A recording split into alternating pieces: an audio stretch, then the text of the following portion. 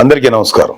ఈ వైసీపీ ప్రభుత్వం వాళ్ళు ప్రజలకు సంక్షేమ పథకాలు ఇస్తున్నాం కాబట్టి సంక్షేమ పథకాల యొక్క లబ్ధిదారులందరూ మాకే ఓటేస్తారు, మేము మాత్రమే ఇంత గొప్పగా సంక్షేమం చేస్తున్నాం అని చెప్పుకోవటం చాలా హాస్యాస్పదంగా ఉంటుంది.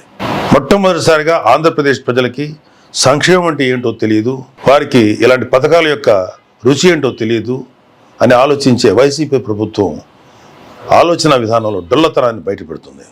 ఈ వైసీపీ ప్రభుత్వం రాకముందు కూడా ఎన్నో పథకాలు వచ్చాయి. స్వాతంత్రం వచ్చిన కాడి నుంచి ఈ రోజు దాకా ప్రతి వాళ్ళు సంక్షేమ పథకాలు ఇస్తూనే ఉన్నారు. అవి భారతదేశపు రాజ్యాంగంలో ఆదేశిక సూత్రాల్లో రాసింది. ప్రజలకు సంక్షేమ పథకాలు ఇవ్వటం ప్రతి ప్రభుత్వం యొక్క బాధ్యత. అది రాష్ట్ర ప్రభుత్వం కానీ కేంద్ర ప్రభుత్వం కానీ. మేమే ఇస్తున్నాం ఈ సంక్షేమ పథకాలను సంకలు గుద్దుకోవటం వైసీపీ వాళ్ళకి ఒక ఫ్యాషన్ అయిపోయింది. రేపు రాబోతున్న కూటమి ప్రభుత్వం కూడా ఇంతకన్నా బెస్ట్ పథకాలు ప్రజలకు అందజేస్తాయి.